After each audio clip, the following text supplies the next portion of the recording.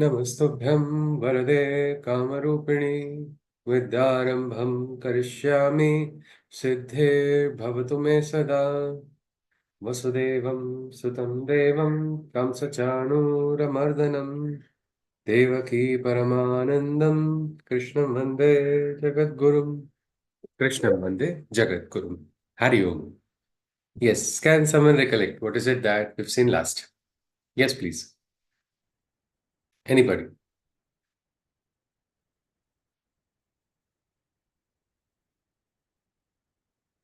You form the link and we can move ahead.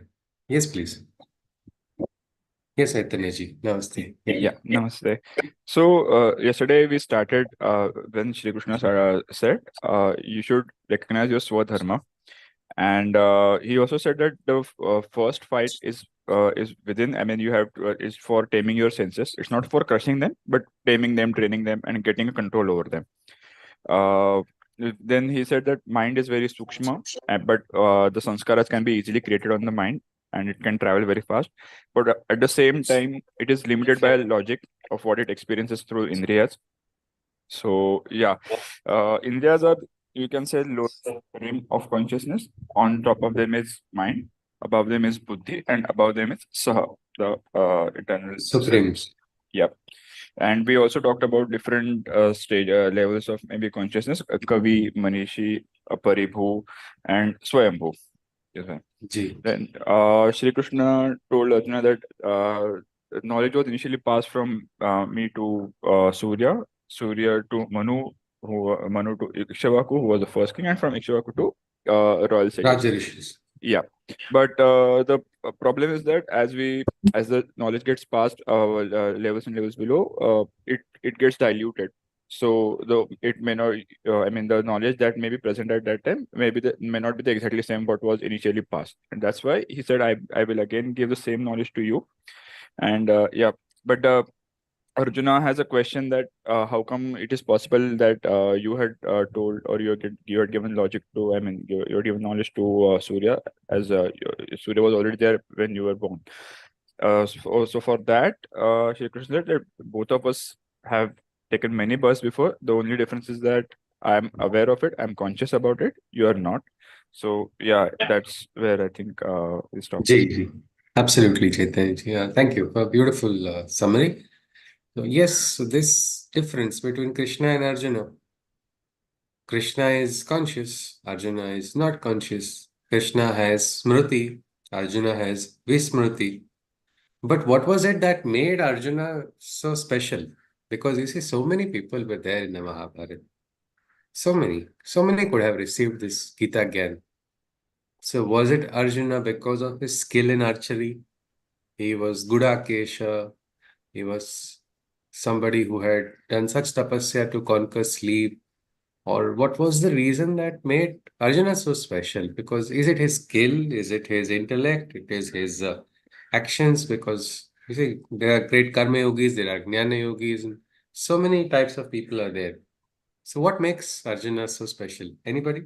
I think it is his bhakti and sincerity by which he is asking Shri Krishna. And I mean, in the start only, Okay. he asked for and genuinely asked for the help that he's not Yes. maybe aware what he needs to do. So that sincerity and bhakti is maybe what is qualifying him So, for. absolutely. So, meaning sincerity itself is such an important quality that that quality can allow us to be receptive to grace, isn't it? So, Krishna says the crux of everything, why Arjuna received it is answered in that shloka. Bhakto si me sakha cheti. You are my bhakta and you are my sakha. Problem is, this is where the question mark comes in many people's life. They're not able to become the true bhakta or a sakha, or friend of the divine. If that barrier is removed, who knows, we might receive even greater gyan than what Arjuna received in the Gita. So this was something that Krishna talked about. So let us continue. We continue with the sixth shloka. So Arjuna has got vismruti or forgotten or is unconscious of his previous birth. In our lives, don't we also become unconscious sometimes and forget about ourselves? Are there moments where we forget ourselves? Anybody? Anyone? Yes. Any moment we forget ourselves. Have you experienced that? Oh, right, this is something, this is my domain. How did I forget that? Yes, Anybody? Yes, Manisha ji. Yes, please. when we are emotional, when we are Okay. full of emotions. Okay, so these are two interesting aspects. One is when we are devotional. So in the devotional state, No, sir. I uh, said when emotional. emotional, all right, emotional, because in devotion you become sometimes more conscious. So you are emotional. So when your emotions come in place, we forget it. So that is probably emotions are like a some kind of key for forgetting, isn't it?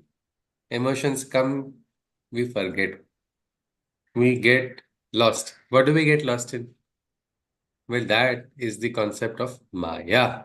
Krishna is going to introduce that. This is Maya. Maya prevents us from fully realizing. Maya makes us forget this in different moments. And let us see what Krishna talks about it. Hariam, Dr. Atulji, you are saying something, is it so? No, no, no. Sorry. I'll just. No, I'm not saying anything. Okay, all right, sir. Okay, fine, sir. Hariam.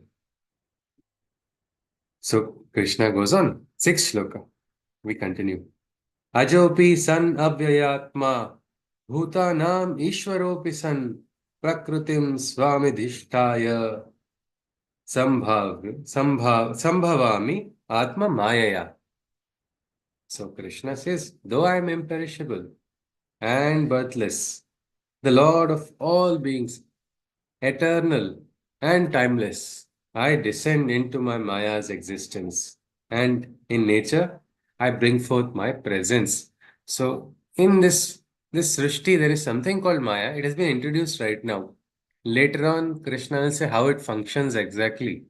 But he says, into this Maya, my divinity enters. See, I am imperishable. I am birthless. It's like I am a superhuman entity with all the strength and power. But what happens? Do we see God in this world directly in Pratyaksha Darshana every time? No, we do not. So it's hidden behind what? Behind a wheel. So things happen behind. There are forces that play. Everything they happen on behind the scenes. So here in Prakriti, Krishna is saying, my light is there, and I bring my descent even into this Mayavi existence. This is something very interesting about that Maya also contains an ansha of the divine. So something like we say Maya is not complete mithya. If you see Sri Aurobindo's Upanishad, it says Jagadapi Brahma Satyam na mithya. So there is something in this Srishti, the Brahman or the Supreme or the Divine brings forth his consciousness. He goes on. So the imperishable is bringing a presence in the perishable Srishti. That is a, well, we will later on see what is the Adi Yagni, and we will be able to draw a parallel with this shloka also. Let us continue. Krishna goes on. He says, Yada yada hi dharmasya glanir bhavati bharata abhyuthanam dharmasya tadatmanam srujamyaham. At all times when righteousness is at its wane, O child of light, whenever there is a reign of darkness and pain, when injustice and entropy flares on the human side, my avatar descends into the mortal realm to turn the tide. Krishna says this. He says, whenever righteousness, it does appear that righteousness is reducing everywhere. When there is darkness, when there is pain, when you feel like completely the hope is gone, precisely at that moment, the intervention takes place. That is the time where the divine intervenes to turn the tide. That is something which is interesting that Krishna talks about. His avatar enters into this Srishti. Why? Why does this happen? Krishna says, परित्राणाय साधूनां विनाशाय च दुष्कृतां धर्म संस्थापनार्थाय संभवामि युगे युगे. It happens every yuga for the deliverance of the good who are oppressed, to obliterate all the world's evil. that has coalesced to once more coronate the kingdom of right. Epoch after epoch, I manifest my light. It says, for the deliverance of the good, for those who are oppressed, I come, I enter every epoch to bring about a transformation. Now, my question is, doesn't it always appear that the good is only oppressed?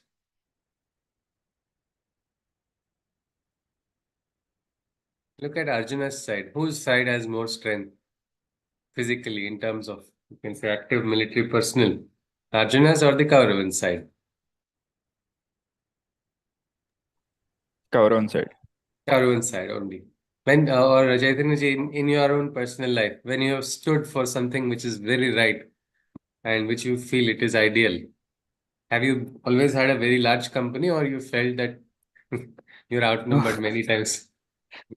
No, I mean, see, it happens that you try to do maybe something you right, but not necessarily you will get the same response from other side, or you will get the same support from your side as well. So it is always the case where if you're trying to do something right, you are trying to fight something. I mean, you have to fight something and then maybe And the establish it. force on the outside, the force which is fighting for against what we can say, what is not right, it always appears stronger, isn't it?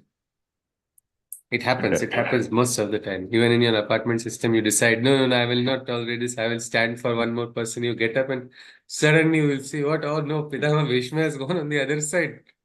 Dronacharya also has gone on the other side. So because it's a human nature in Prakriti, first we can see these lower traits, they easily acquire mass and easily acquire force.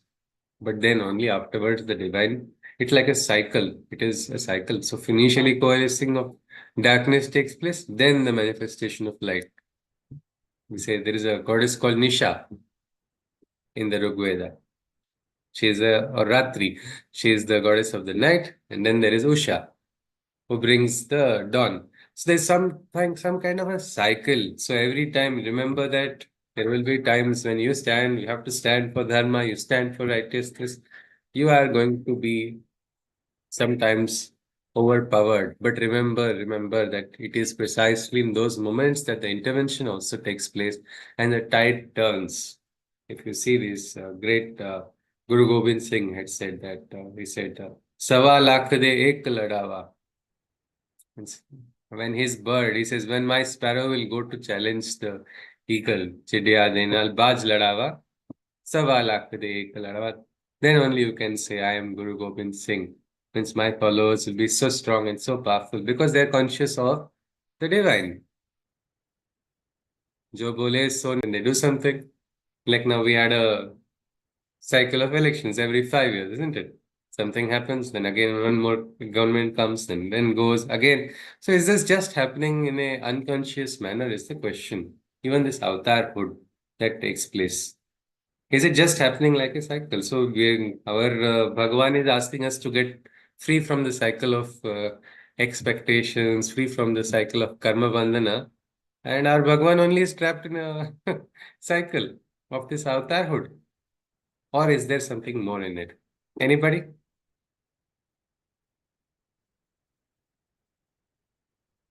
Is it just a loop? Is it just a loop without direction? I think probably when you come to a question that why this whole thing has been created in the first place, maybe. Yes, okay. Chaitanya says there's a big question mark. If there is a direction in this. All right. Anybody else has a similar or a different opinion to what Chaitanya ji shared?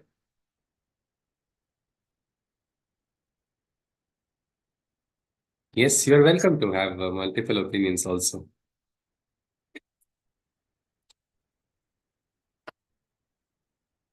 There is no meaning otherwise. There's no purpose. It just happens. It's like a big bang happened, poof, it created on its own. There's no purpose. There's no higher meaning.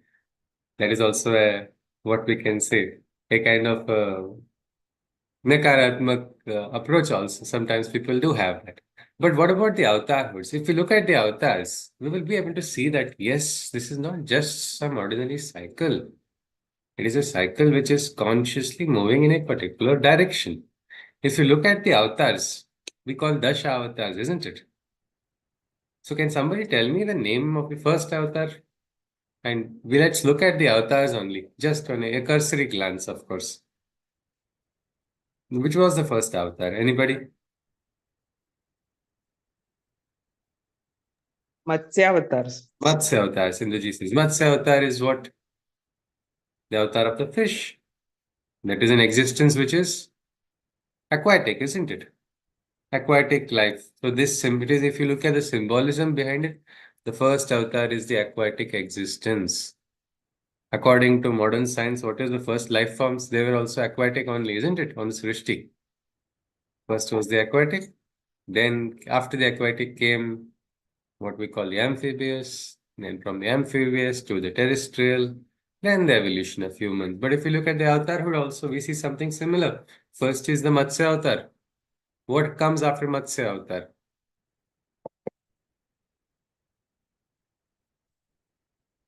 After the Matsya avatar. Kurma avatars. Kurma avatar. Yes, Sindhuji and Manisha ji. Kurma avatar. Kurma avatar is the one more step of consciousness. From aquatic life form, there has been a next step which has taken place. That is the amphibious life forms on the land as well as on the sea. After the Kurma avatar. Yes, after the Kurma. Varaha. Varaha avatar. So this is a terrestrial next moment we can say of consciousness. A terrestrial Varaha avatar. After Varaha avatar, the animal consciousness we can say it is there. Then after that, Vamana avatar. yes, Nipaji. Vamana avatar. Vamana Vam. avatar. Directly there was a jump from Varaha to Vamana, or there was Narasimha avatar. Narasimha. So the Narasimha avatar. If you see half human consciousness, half animal consciousness. And then after Narasimha came the Vamana avatar. How was the Vaman? Prototype of a man, isn't it? The dwarf man, the first avatar of human conscious. So you see the Avartarhood is having a, continuously they're like passing on the baton of consciousness from one to the next, next to the next. After Vamana avatar. Was the next one also a dwarf? Or who was after Vamana avatar? Yes, anybody? There's a shloka for him. Agratas chaturo veda prushtata sharasandhano vidam brahmam. Yes, Sindhuji, Parashurama. He says, Agratas chaturo veda prushtata sharasandhanu idam brahmam idam kshatram shapadapi sharadapi. I am that Parashurama. So Parashurama, what we call the He-Man, he was the next avatar, next consciousness. The Kshatriya as well as the Brahmana. He says, I have the four Vedas. So, you see, what was Vamana avatar? He was the Pandit only, isn't it? But the Parashurama is also, he says, I have four Vedas in front of me and my weapons behind. I can slay with my curses also, or with my knowledge, I can slay with my weapons also. So we can say that force of anger and frustration, everything against what? Against the failure to transform, to bring about a transformation. This is different. It was not like anger of you know, a youth who is not having control over his hormones, or some cranky person who is just having anger. This is something else. This was a force of manifestation wanting to bring about transformation. So the next stage of from Vamana was Parashurama. After Parashurama,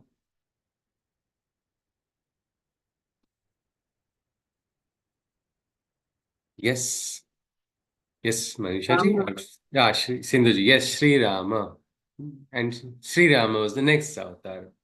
Difference between Parashurama and Sri Rama is minus the Parshu. Well, Sri Rama was Ramachandra. He was Saumya also. He was somebody who was Maryada Purushottama. Means he decided, I will live by this, I will live by these principles.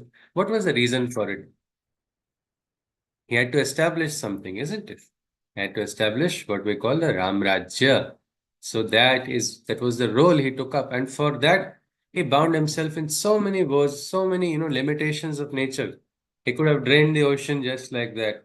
No force could have stopped him if he wished to do whatever he wanted, but no, he had to set up the example.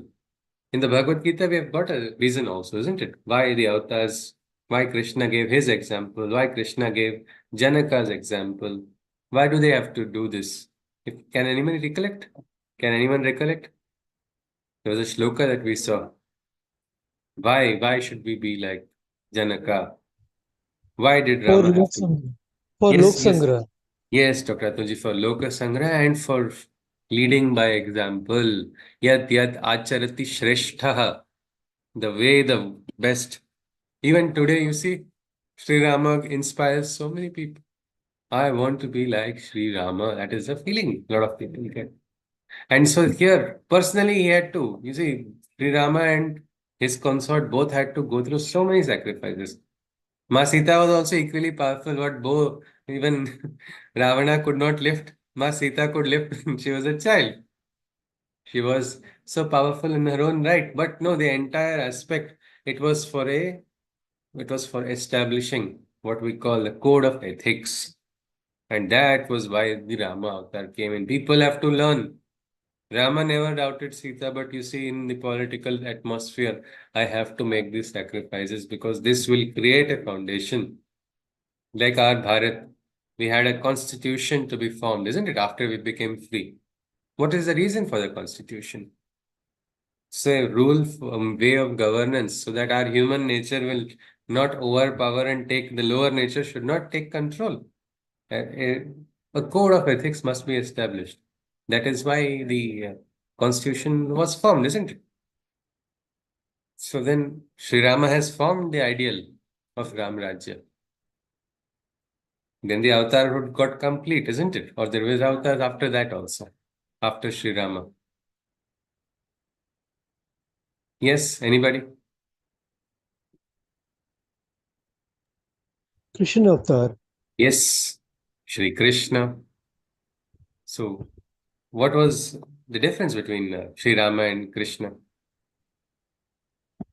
Sri Rama was Eka Pativrata, isn't it? He will have one wife. Though there were instances of rulers having multiple wives. His own father had multiple wives. But Rama was, no, I will not do that. I will follow these principles. I will do this. What was Krishna's avatar's role? Did we see, like you see in the Mahabharata, there are stories of Krishna displaying his power, isn't it? He functions, he shows different darshanas, he uses different strengths. Sometimes he uses what we call Maya also very nicely. He's utilizing it. But Rama was not. So if Sri Aurobindo described Krishna as Krishna, if Rama was the height of what we can say the mental consciousness or the mind level of consciousness that we were talking about, Krishna was functioning from the level of the overmind, the higher the mind.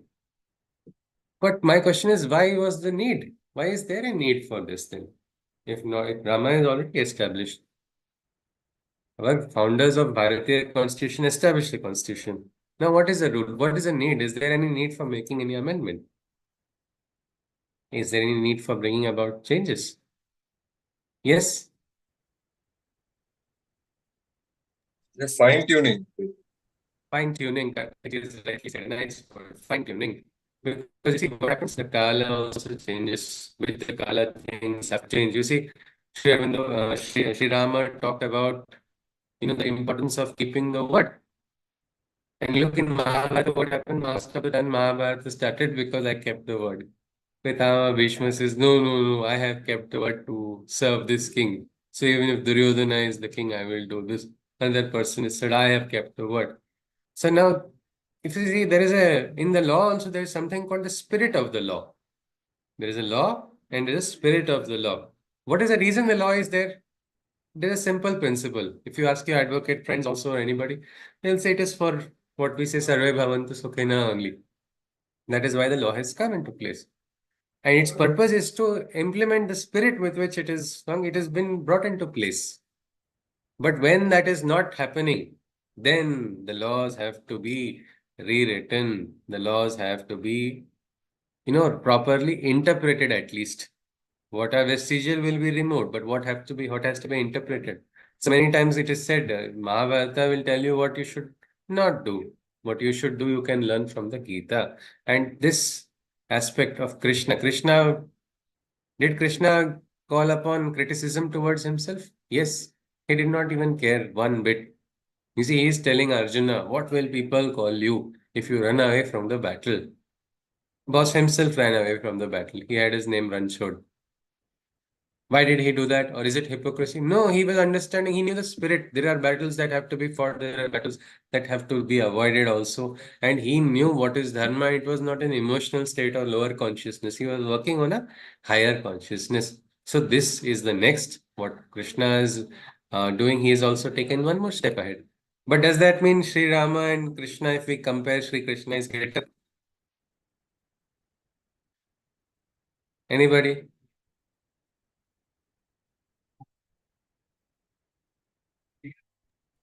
Technically, yes, because he's the next iteration of the avatar. Technically, the divine consciousness is divine consciousness, isn't it? If the champions of somebody who has now, say, we have our gold medal, Olympic gold medalist in Bharat. If he wins in an Asian Games, and the same person wins in Olympics also. Now, does that mean this person is greater because he is won in the Olympics, or it is the same? The pool was different, isn't it? Where he was functioning. This person Hmm. is the same, the individual is the same. So we can probably say that what was needed, that time Sri Rama had to go through all of that. And if it's that way, say, even if you look, then we will say, then the least of the conscious avatars is the Matsya avatar, or then Vamana. There will be like gradations. I But think, yes, yeah, Chaitanya. sorry, continue. I will, Yeah. Yeah, that's what I was just saying. The point. You please go on. Yeah. yeah, so I think Sri Rama said what would be the ideal situation, probably. That is, this is Yeah. the ideal way you can do it. And then Shri Yes. Krishna basically says, if the situation around changes, then you can actually think like this, because it eventually upholding the Dharma is No. important. That is their Actually, true yes. perspective. Yes, and Sri Krishna actually taught them the spirit of Rama, what Sri Rama wanted and what he stood for. People were forgetting. You see, personal pledges, you cannot forget what Bhishma forgot. Bhishma was what? He had taken the pledge for what? For serving the country, isn't it? Or serving his Rashtra or the Rajya. He said, I will be the kingmaker, I will serve. That was the role of Bhishma, isn't it? Now, here, what is the role? Why is he doing this? For the betterment of the people, isn't it? Then, if he establishes a regent who is a wrong king or who is a king who is not going to be conscious of the subjects, is he actually fulfilling his pledge and duty towards the throne? No. So what has happened? I who am pledging is I am more important than everything else. People began to go to that particular point also. And so Krishna's probably role is to understand, to make people understand. And then later on, Krishna will say in the Gita, the difference between Sri Rama and Sri Krishna in the Vibhuti Darshana. There is no difference. He says, I am Sri Rama. That comes on little later in the Vibhuti Darshana. But this, you see, the moment is there. And what about after Sri Rama? Yes. Difference between Sri Rama and Sri Krishna in the Vibhuti Darshana. Hariom, am I hearing an echo? Yeah. So yes, after Sri Rama, the next avatar. Buddha avatar. Yes, the Buddha avatar. If you look at the Buddha avatar again, what is it? Next step of consciousness. How can it be? Immediately, if we see one is higher than the other, then we will wonder, what is this? How is Buddha even higher than Sri Rama or Sri Krishna? It's not a comparison at all that we want to do. But we have to look at what is happening. If you see, the baton is being passed on, isn't it? If you look at in a relay race, what happens? Who is more important in a relay race? Everybody is equally important. If one does not, even the fastest runner will not be able to. It's a team aspect, isn't it? The consciousness is being transferred. So the Buddha avatar also had a role. What did the Buddha avatar do? Direct jump into what they call nirvana. If you see a degradation of consciousness, everything here using tarka, using logic, and then using the mind, he tried to springboard and jump directly into nirvana, or even what people call an extinction into the Brahma. directly. Enough what is happening around. I cannot tolerate this. This is not right. Why is all of this? This death, this suffering, this existence is too much. I do not understand it. I do not want it to be there. There must be some truth. Let me realize that truth. And the great prince becomes the pauper, and then suddenly he becomes the Buddha also with enlightenment. It was said wherever he would walk around that his consciousness of peace would hover, and that aura would have a radius of up to kilometers also. That was how much an individual consciousness can grow, and that much. That was the Buddha avatar. Directly human to divine consciousness, absolute one kind of what they call dissolution into Brahman. That is something which the Buddha avatar achieved and showed. Yes, this if I can do it, definitely. There's no reason you cannot. Namiji had written this in his book when we had the Vedic Chants program. If I can do it, there's no reason you cannot. That is what he had talked about. Well, this is what the Buddha avatar did. So then, isn't the circle complete? All of us quickly leave everything behind and become one with that divine consciousness, or there is something there in the Srishti that needs to be done. Is the Avartarhood completed with Buddha? Or there is another after Buddha? Anyone?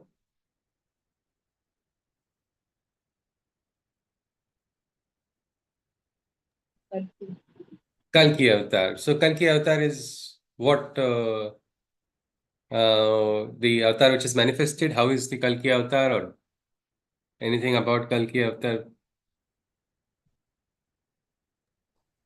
Yes, Chaitanya ji? I think we are waiting, right? We're all waiting. So we'll be very lucky if we do spot, isn't it? This Yeah. Kalki Avatar. In one previous batch, there was a big argument on whether he is going to come on a white horse or whether he's going to come on a black horse. And I don't think we really care, isn't it? Even if he comes on a cruiser bike also, we won't mind his arrival. Or what is this avatar? Well, this is going to bring, it is said to be, this avatar is going to take the next step in consciousness, next paradigm. Sri Aurobindo talked about it. So many other great yogis talked about it. Maybe next paradigm in Avartarhood would be breaking the singular manifestation. It might be multiple manifestations also. We don't know what that avatar is yet, but that would be the next step of consciousness. I do have a feeling this is something like a, multiple manifestations at different parts of the world at the same time. We've all had viral moments, isn't it? We've heard of them. Suddenly, people get up from nowhere and then start doing very silly things like putting ice on their head, or they start doing some funny dance moves across the world.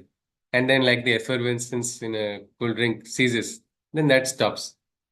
But maybe this Avartarhood will find the real right trick to, penetrate the universal algorithm and bring about a viral moment of higher consciousness. Just imagine if different places, because Sri Aurobindo also talked about it, the next step of evolution would be formation of what they call Gnostic societies, conscious circles of people.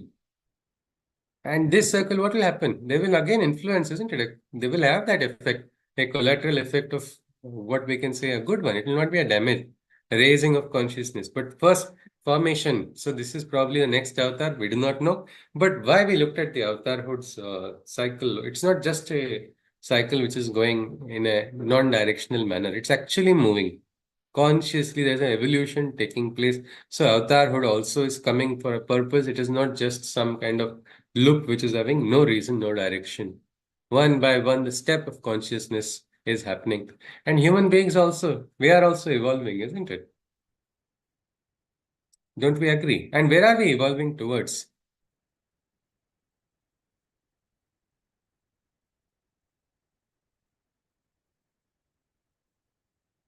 Yes, anybody?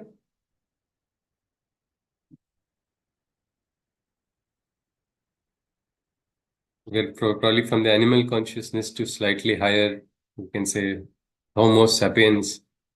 What would be next then? Homo luminous. Who knows? We do not know. But we are all, as Sri Aurobindo says, we are evolving gods. Man is but an evolving god. We are going towards that state of consciousness, and these avatars, these aradhyas, these devas, they're all doing that one purpose of blessing us, giving the strength to move ahead. So this is the cycle, Krishna says. So at all times, when in darkness, yada yada hi dharmasya glanir bhavati bharata, it appears that what, is India sleeping? Are the people asleep? Is there not hope? Why is there darkness? Well, all those moments. Bharat saw so many such dark moments, isn't it? We were at a point where to call ourselves Bharatiya also would have been a big question mark, would have been a distant dream. Not just on the national level, even on the state level. Different places, so many oppressions, so many times. Well, this is all a part, this churning which is taking place is a churning for a evolution and a growth of consciousness. And it will happen. And Krishna says this, he says, Janma karma, we continue with the ninth shloka, Janma karma cha me divyam, evam yo veti tattvataha, tyaktva deham punarjanma, naiti mame tisorjuna. He who understands my birth divine and knows the ways of my divine works, after death his consciousness merges into mine, and he relapses not into the cycle of endless births. Janma karma cha me devyam, Krishna says this. Who recognizes, who understands the divine, who understands the divine and the divine karmas which are taking place, who understands the divinity, such a person, he says, this person will get free, he will get mukti also, and he will not go into a cycle, endless cycle of birth. After explaining the cycle of Avartarhood, he says, if you become conscious and you understand consciously, you will liberate yourself. This very fact of knowledge being a source of liberation from karma bandhana also is something very interesting. How does one, just by knowing we get free from karma bandhana? Because karma is, we live in the physical, isn't it? And knowledge is something connected to the mind or inner understanding. How does realization or anything prevent one from this cycle of karma bandhana? Is When it we logical? realize, Yes, ji. Yes, ji. Please go on, ji. Yes, ji. When we, Manisha ji, you were saying? yes, when we realize the truth and we understand that we do not have control over our the results, the fruits of our action, then automatically we do not have the expectation from the work that we do, and we concentrate on the work rather than the result, the outcome of the work. Okay. That's how we get So, free from the you become, so knowing helps us become free, not only on the inside, maybe from the outer karma bandhanas also. So many action reactions, we get free from it also, isn't it? Just example I can think of is my friend. Again, I keep repeating. He, fortunately, I don't use his name, otherwise he'll come at me. But when he was in college, multiple relationships he had, so many breakups, and each breakup was equally bad. It was like a cycle which is not having any direction. It was just like he's going to be happy now, then he's going to have a breakup, and then why did she leave me? What did I do wrong? No, she's like this. This person was this way. Say if you that this person was A, B, C, D, E 5 times. All 5 times he found faults in the 5 people. But the fifth time was a little too much for him. Probably college was also going to get over by then. He realized something at that end. But that time he suddenly said, maybe there's nothing wrong with the other people. There's something wrong in his own side. He said, there's this pattern I'm going through, and this pattern is what I am only, because of my expectations, I am creating this. And he said, I am only creating the ground for all of this to happen. And if I change this, I think I will be able to free myself. And truly, that was one big realization for him. So this realization, this knowledge can liberate. That is why it is said, you see, there are certain mantras, the Smaran of the aradhya, the Smaran of the Deva is enough to take you out of trouble.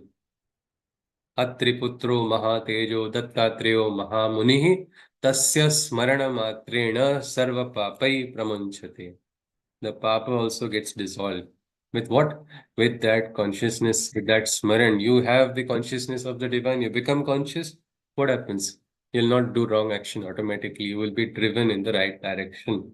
That is what Krishna is talking about. Janma karma chame divyam.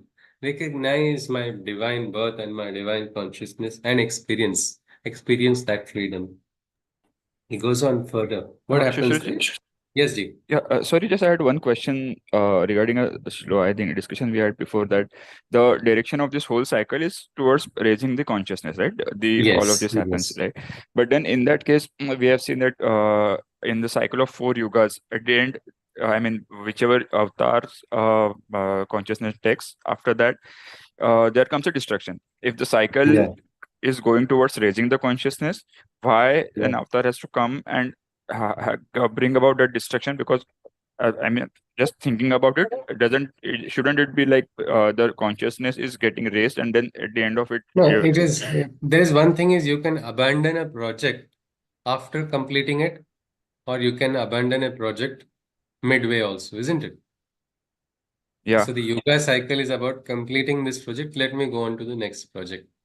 But does that mean that project was nothing? You put your entire life when you work on a project. Sometimes people in the job you receive which is not your niche also, a new domain you receive.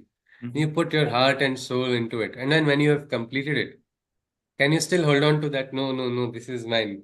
This is mine No, only. What happened? You complete it and then evolve and move on to the next. So some learning is got from it, isn't it? yeah, yeah. I mean, the only way I was saying, I mean, seeing it was that the Satya Yuga is always the best one, probably, and by the time Yeah, we reach the Kali Yuga, it is the worst one, right? So I yeah. thought, in a way, the degree of consciousness that is there is kind of depleting as per yugas. So we again then go But to in the Kali Yuga, if you look at it that way, in Kali Yuga, you have the greatest chance of manifestation of light easily, isn't it? The darkness is more here, so there only light will happen. Easily manifestation may take place. So if we see the cycle of yogas also, yes, but it is just like for us, it becomes the extinction, annihilation disturbs us. But from the divine perspective, who knows? Actually, it is quite crazy if you look at it from a cosmic level. From the cosmic level, it doesn't matter. I fall today, I break my hand, I break my leg. On a big cycle of things, we're not able to fully understand. So in the Gita also Krishna talks about the yuga of, that means a day of Brahma is equal to a yuga for man. But if you look at it, if you just want to understand why, if we just see, like assume you are doing projects, you complete a project, can you still hold on to it? no Or you finish your schooling and then go to college. Again, it's a simple in another cycle of cycle. education. Okay. But a cycle is completed here. Still holding on to, you can keep going to visit your teachers, but after a point, teachers will only say, अरे यार आगे बढ़ो अब बस हो गया सिर्फ यहाँ पे कितनी बार आओ. One friend of mine, Jonathan, he would always be attached. So he's not forgotten his school at all now also. But this is a completed cycle. So that is something, and that consciousness is what is at play. We can say, Chaitanya ji. Okay. Is that okay? Yeah. Yeah. Okay. Hariom. So this aspect of Smaran is so powerful. That is why it is said, keep the name of the divine in your heart, in your mind, in your tongue, or wherever you are conscious. Let the consciousness of the divine remain inside of you. Tasya smarana matrena sarva pape pramunchate. When you become conscious. Best example I can say is our staff only in the factory, in the village. Most of them, they are women of after 8th class, they didn't get an opportunity to study. But this one. So after this joining at work, they began their working. What happened is everything is okay, but a little bit they will become lazy, isn't it? Human nature. You give a little freedom, it happens like that. But I just came and told them, see, now we are going to bring a small change in the factory. We are setting up CCTV cameras. Ayya will be watching. Means my Guruji will be watching on his phone. That's all I said. I then added a little bit masala saying audio also is being transmitted in the camera. That is all. Production in the factory increased 20%. We did not try to bring a new machinery to improve production. We did not do anything. Just because they have become conscious, they're being watched. Somebody is watching. Their works became more efficient because they were conscious. Okay, right, I'll not give a chance. And they have this other, they have the love, they have respect. He's a fatherly figure for them also. So because of that, so this Smaran is enough. That is what Krishna talks about here also. That when you become conscious, Janma, Karma, Chame, Divyam, my birth, my divine birth. Look at Sri Krishna's life also, isn't it? Did he not suffer? So much, so much. Born in a jail. Which avatar is born in a jail? What did he do to be born in the jail? Nothing like that, isn't it? Did he deserve it? Absolutely not.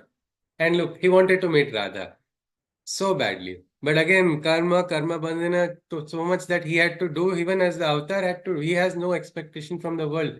And yet he fulfilled his role. Finally, when he went to meet Radha, Radha had already left. She said, my time is up. Now that the Yogeshwara who brings about all the unions, he could not manifest his union. Of course he could. But look at it. He is upholding the higher dharma for the sake of the world, for the Loka Sangraha. And that is something. Krishna says, Smaran is enough for liberation. And what happens then? Then this fear, anger, jealousy, all these emotions which come in a group, isn't it? These also disappear from our life. We are able to face the difficult moments, we are able to face unwanted moments also, we are able to face them with a poise and balance. Vitaraga bhaya krodha manmaya mamupashritaha bahavo jnana tapasa bhuta madbhava magataha. Thus exempted from attachment, fear and anger, with their minds seeking refuge in my shelter. Such men of knowledge who have performed penance and divinizing life, they have been able to advance. So they have been able to advance, do the tapasya also, taking shelter in the divine. Krishnam Sharanam Gacchami, Buddham Sharanam Gacchami, Satyam Sharanam Gacchami. Go, take the refuge of the shelter of the highest consciousness, is what Krishna is saying. If you take that shelter, this fear, anger, attachment, all of it will dissolve naturally. And what will happen? Your life will become a life divine. There's a beautiful book by Sri Aurobindo called Life Divine. What is that divine life? It is this life without attachment, fear, and anger only, isn't it? Imagine you take out these three from your life: fear, attachment, anger. What will you feel? What will your home be? Your home will become transformed into Vrindavan only. You will be experiencing Leelas at all times. No attachments, no fear, no anger. Only Ananda. That is the real life, and that is the divine life. People need to do tapasya to achieve it also. And Krishna says, yes, by taking shelter in the divine, they have been able to advance. Krishna goes on, Ye yatha mam prapadyante tanstathaiva bhajamyaham mama vartamanu vartante manushyaha partha sarvashaha. Whichever form of mine my devotees expect, their ardent prayers towards me I accept. Seekers of my path walk in so many ways. O Arjuna, in search of me all men tread. Always. Krishna says, see, so many people walk in so many ways, they are seeking God. Indirectly, atheist is also seeking God only. Where is God? God does not exist. But you don't have to do Buddhi Veda and tell that to the atheist. It will create trouble. My friends, I had really riled them up by saying that atheism is the most trending religion these days. I just for fun, I had put a quote, and then that created a disturbance. But Krishna says, whichever form of mine. Karthik ji wants to say something. No, I just wanted to add, the atheists are the ones who speak of God the most. They're searching, isn't it? The problem is when they stop searching. No, they're not Questioning searching. stops. No, what I'm saying is they're not searching. They speak more of God because Yeah. But because it's they're trying to subconscious, they are convince you. trying to understand. They did not see God. No. So they say, I did not see. So how will I believe? I want to see. That is why. But then when they stop wanting, no, then that theism comes in. Everywhere ism is rigidity.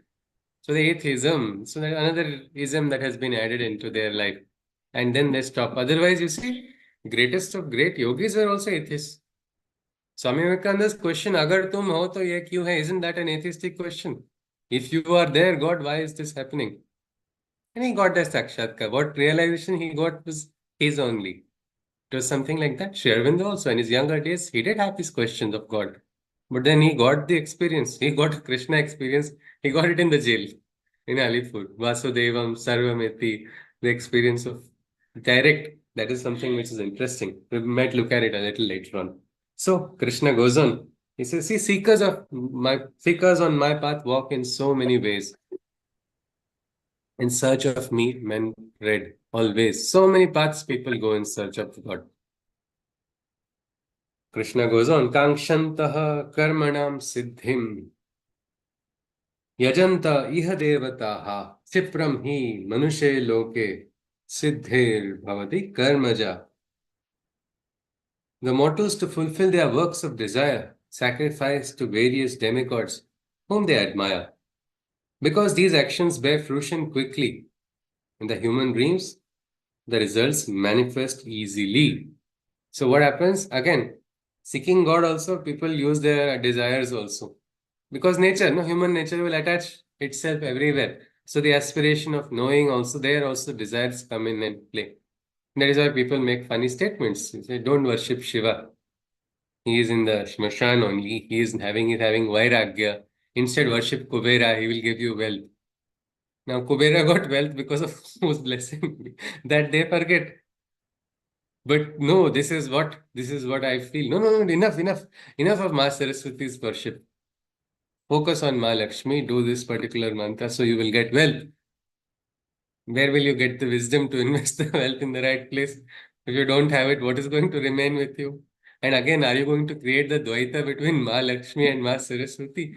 Or these are all what we can say different aspects and dimensions of that Supreme Devi.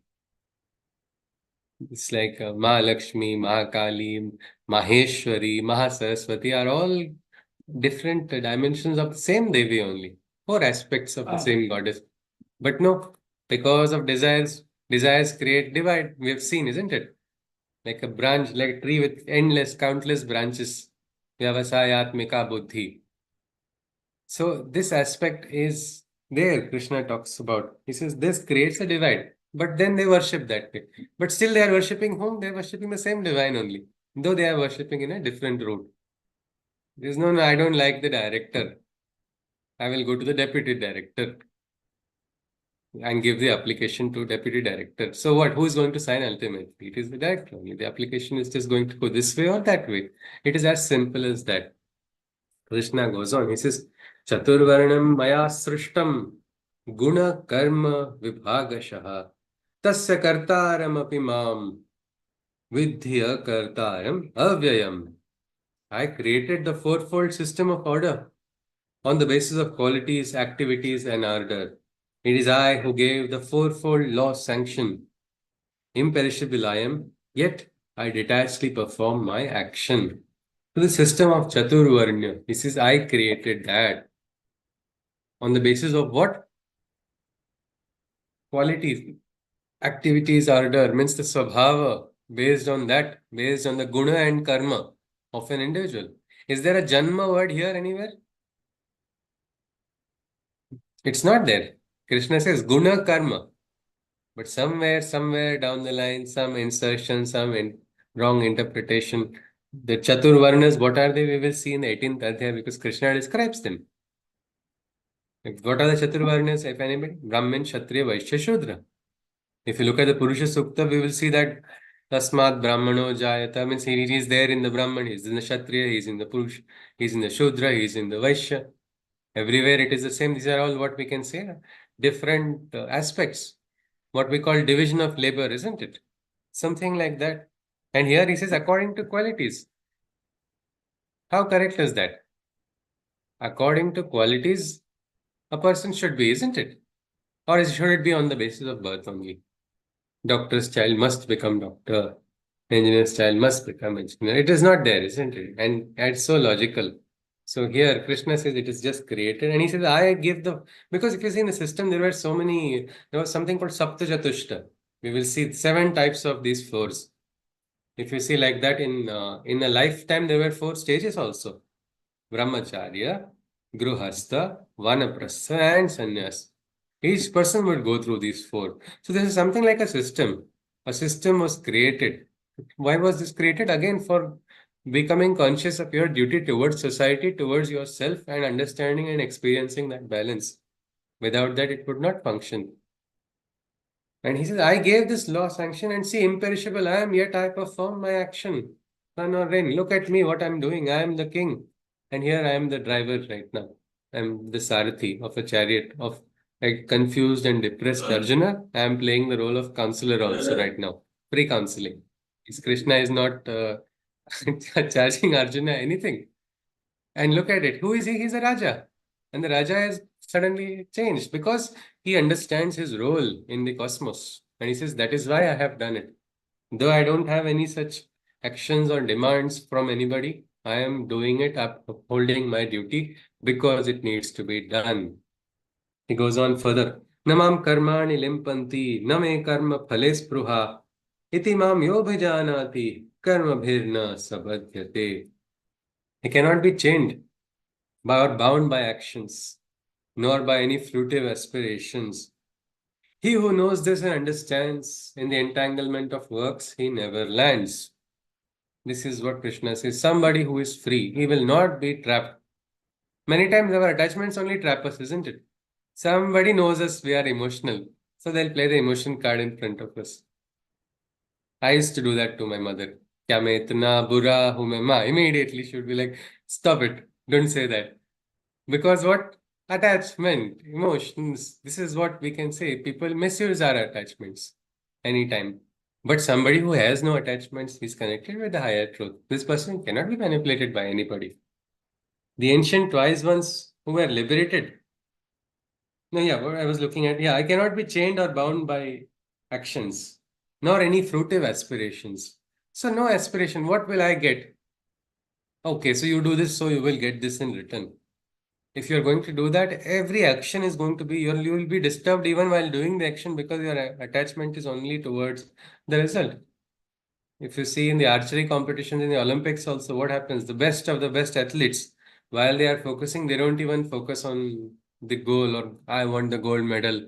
So many years of my life, I have come to this point, I have to receive this, so I have to shoot properly. If they do all of these calculations inside, the arrow will probably go elsewhere. It might go and end up hitting a judge only because so much pressure on the inside. Instead, what do? They get detached. They get detached. They try to become one with the bow, try to feel the, even the air, the wind, the direction it's going. They touch the quiver and every step is done consciously, not with the outcome of the result. And sometimes one person hits a bullseye, second person again hits a bullseye. Absolute test of consciousness is there, of concentration, we can say. So that is what Krishna is talking about. He says, somebody who understands, he will not get trapped. Nobody will trap you like that. He goes on further. This knowledge was knowledge was known to those great ones whom we called mumukshus. Like in Gita, there are states. There's Muni is a state. There is like a Yati, like that. There is Mumukshu. These are all different states of people who have reached a higher consciousness. Like we had Rishis, Sadhus, like that. This is different. So he says, Evam Gnatva Kridam Karma Purvairapi Mumukshubhihi Kuru Karmaiva Tasmat Tvam Purvaihi Purvataram Krutam. The ancient wise ones who were liberated, imbibing this knowledge, they operated. Therefore, you too, all your actions perform, adopting the ancients' practice as your norm. He says, follow the practice of these great ones, the ancient ones. They were in that state of consciousness. They could understand why things are happening or why things should be done, what should not be done. The imbalance which comes due to attachments, expectations, emotions, did not create any imbalance in them because they are just cut off that. He goes on further. Kim karma, kim akarmeti, kavayopyatra mohitaha, tatte karma pravakshami, yajnatva mokshasya shubhat. What is action and what is inaction? What is karma? What is akarma? When should you act? When should you not act? This aspect itself confuses whom? Even the kavis. We have talked about kavis as exalted beings, isn't it? They get glimpses, they get ideas. But even the kavis get confused about this. Kim karma, kim akarma. What is akarma? What is action and what is inaction? Even the wisest seers are thus perplexed. I shall hand you the riddle's explanation, knowledge by which all bondages are shed. Yes, I will grant you that explanation of this riddle, from which all karma bandhanas will be dissolved, is what Krishna says. He goes on further. Karmano yapi bodhavyam cha vikarmanaha akarmanascha bodhavyam gahana karmano gatihi. This is another point. We will look at 2 more shlokas and then call it a day. So this Gahana Karmano Gatihi, the flux of karma is so deep. Deep is the nature. Dense is the nature of this karmic flux. It is like a forest, like a dense forest. You might get lost in it only if you try to fully intellectually analyze it also. Krishna says, understand one must what is right action and what is the action that is considered wrong. And one must know what is considered to be inaction and the deep nature to which the way of works belong. Now, we do not realize, action we have seen earlier. Nahi kashchit kshanam api jata. Not a moment goes when your action is not being performed. And we said, yes, we are performing multiple actions. We are doing actions of thinking, we are breathing, we are listening, we are speaking, we are analyzing. We are also at the same time conscious of the day that is ahead. We are thinking about what works we have. So many such actions are taking place. So you need to have the clarity of what is the karma, what is right action, what is akarma, what is vikarma. All these things Krishna says. Vikarma is wrong action. A clarity of viveka is required. What is right, what is wrong is lost most of the time in the flux of emotions only. But it is so deep you don't realize. Sometimes we unconsciously speak many times, isn't it? Very casually, we say, I just said something. But we don't know what ripples we are creating on because of speaking. I remember casually joking to one friend of mine about another friend. Hey, look at this guy, his AC is on in the heavy rain. That's all I told. I didn't know he was going to play the role of transmitter. And he went and told it to that friend, and I did not even understand that it would ever have a problem. And I meet him after so many years. Hi, how are you? And this person, you. I was not understanding why is he addressing me like you. And because we grew up together, we were always friends. We would joke casually and everything. I was just a couple of years older to him. That's all. But I think you form a chemistry with people, isn't it? Some people you laugh, you smile, you give a pat on the back, something like that. So with this guy, I was always casual and joking. But that day, he was in a different state. Unfortunately, he was actually a little high also. I later on understood why he was like that. He was not in a state of good conscience. But he told me, you, what is your problem if I turn on the AC? I was suddenly shocked. Why should I have a problem with it on? If I put it on, what is your problem? Why are you so much involved in my life?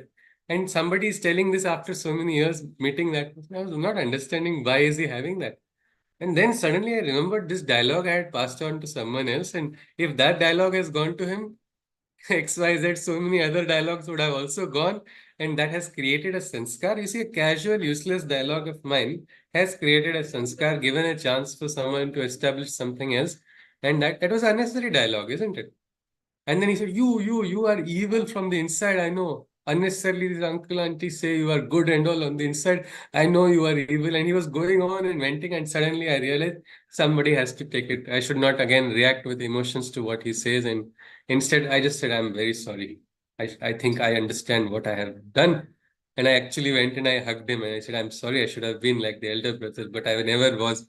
And while I was hugging, I was also laughing, and the friend behind was able to see me laugh. But suddenly this aspect of this this simple action of sorry is so important that my bond with this person really changed after that never again did I have trouble with him, and I understood, see, this is happening.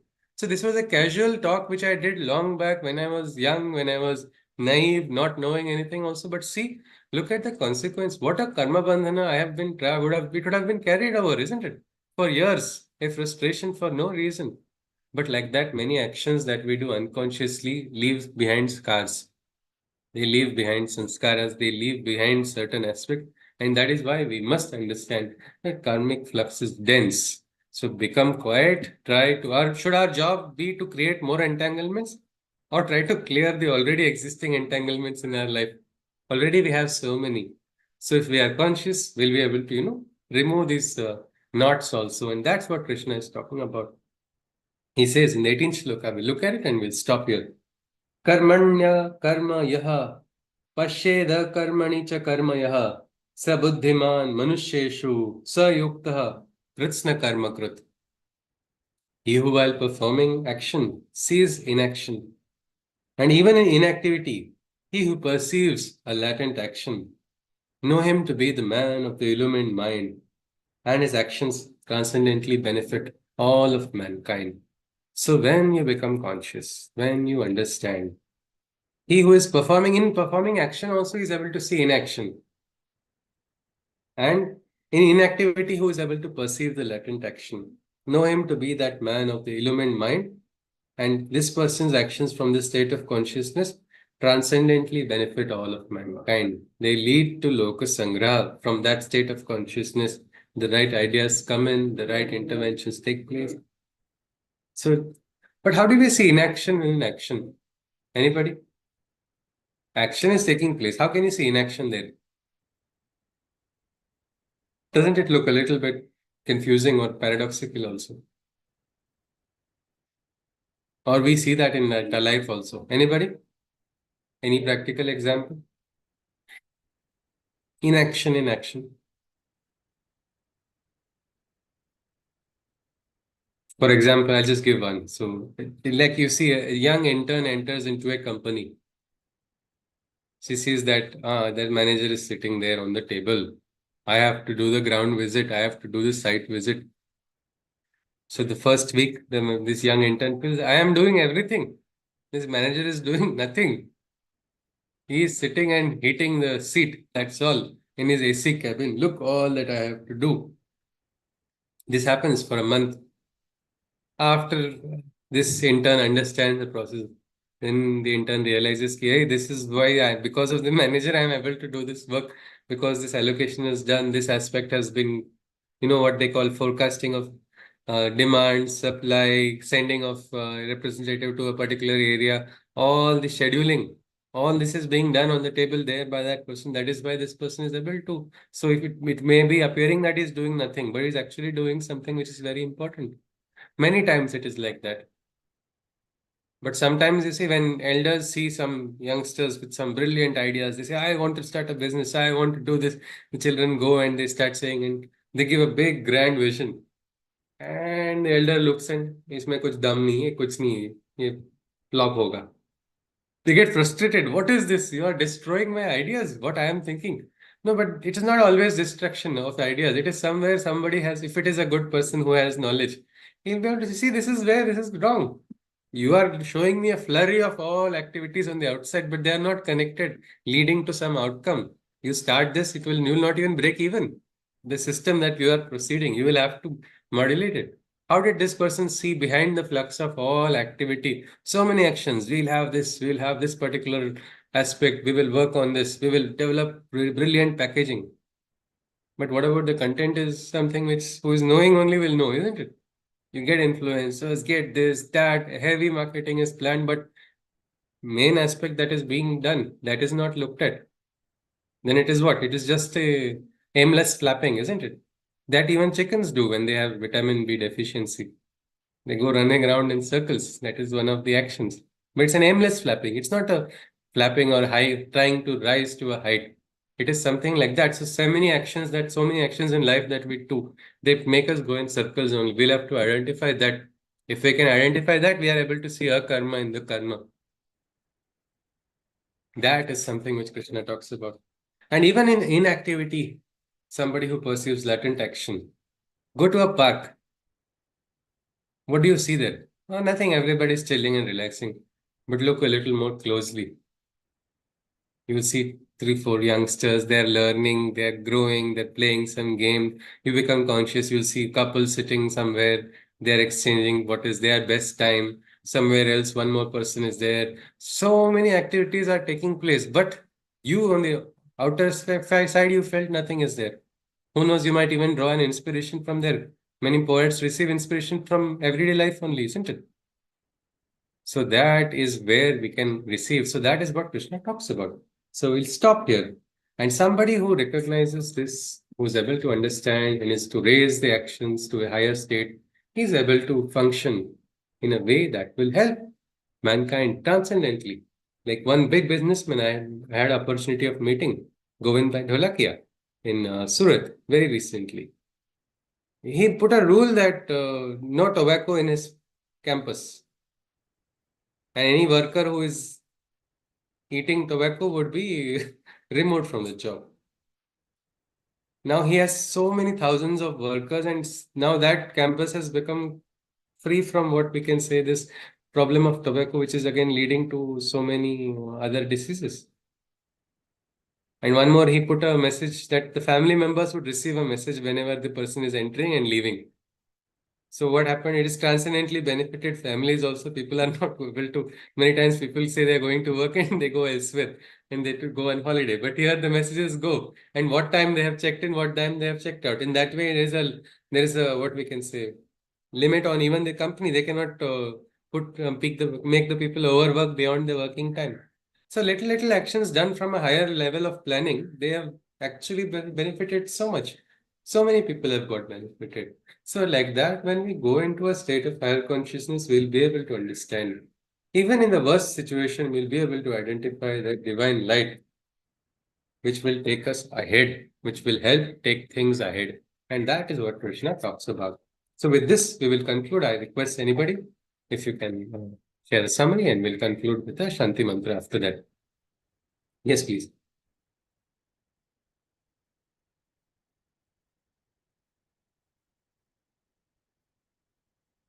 Hari Om. Yeah.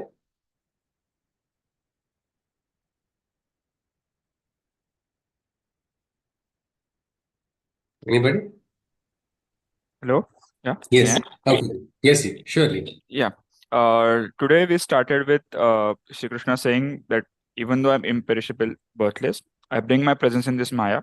And we said that even Maya has a part of divine, so it is not completely like, I mean, undivine or something just created by divine. It also has a part of Maya, part of divine. And then we talked about the shloka where we said yada yada hi dharmasya glanir bhavati bharata, and Shri Krishna explained that whenever there is an anarchy, whenever the dharma is in trouble, my avatars descend. I take avatar in this Srishti and help those who are trying to fight for dharma and re-establish the dharma again. So that was his saying. Before that, he also said that there is probably the way it works is initially the correlation of darkness happens, and when it is kind of reaching to speak at that time, when the divine kind of interferes and starts doing his work. So it is very much possible that what is truth or what is dharma may find itself in trouble many times, or fight in the fighting mode, firefighting mode many times. But yeah, with the shloka that we saw before, it is a kind of a promise that Shri Krishna is making, that even if it though appear like everything is gone out of hands, I will come and make things right whenever it is right time, basically. Then he also said that this who recognizes this whole thing, that divine, how divine works, what is the purpose behind it, and achieves that consciousness, he would probably become free from that cycles of birth and death. So, and his consciousness will eventually merge into mine, rather than getting stuck into those cycles. And he should take that shelter in my in the shelter in the divine, so that you are free from all the attachment, fear, and anger, and you are actually able to advance on the path that is expected. Uh, uh, then also he talked about it may happen that different people may worship different forms of mind. They may offer something to get something in the material world, and that may happen. I mean, yes, it may manifest that, okay, you did something worshipping some form of me.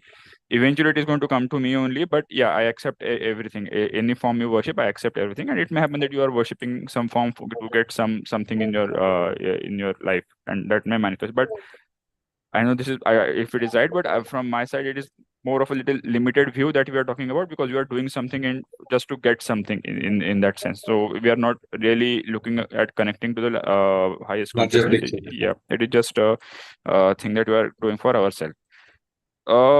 Then he briefly touched upon four varnas, that he has created them based on the qualities and the works or karma that they are going to do, rather than janma, where they are born. So he's emphasizing that it is not on janma, but it is on the qualities or karma that are being done, that dharma, that varnas are depending upon. Then he also kind of said, I mean, in terms of doing your duties and getting bound by rules of his own creation, that now, even though I'm Raja, I'm doing my work by being a Sarthi. So you will have to do your work whenever, whatever is required. Rather, it is not, I mean, there is no reason why you should not be able to do it if I'm able to do without getting maybe ahankar or ego with this.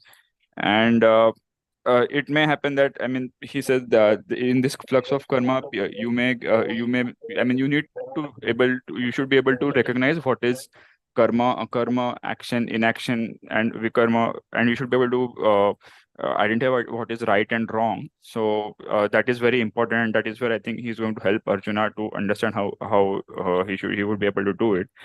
And then at the end, he talked about being understanding someone who sees inaction in action, and also the action in doing nothing. So when we say this, it is more about, maybe as you explained, when someone may appear just sitting there, but he may be observing, analyzing, and understanding things, trying to understand things, contemplate.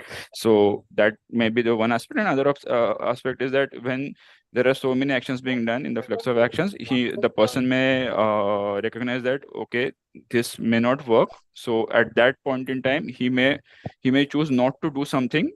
So that is not, we can't call that as, I mean, literal inaction. It is a conscious decision taken to not do something. So yeah, I think that is where we stop. Yes, absolutely, Chaitanyaji. So one more little part was about the Smaran of the divine, which will liberate. Janma karma chame divyam. Recognize that divine. Recognize that. So even in the darkest moment, if we can find the hero, find the divine, you can recognize the presence, you will find the strength, isn't it? There's a very beautiful English song which says, when you feel like hope is gone, look inside you and he's strong. You'll finally see the truth. The hero lies in you. So this aspect, that awakening of the divine, it happens in dark moments. We should be receptive to that grace to become conscious also. So let us conclude with a Shanti mantra. Hari Om. Sarve bhavantu sukhinah, sarve santu niramaya, sarve bhadrani pashyantu, ma kashit dukkha bhag bhave. Hari Om. That's it. Krishna Mandu Jagat Guru. Hari Om. Hari Om. Hari Om. Hari Om. Hari Om. Hari Om. Hari Om ji, Hari Om. Hari Om.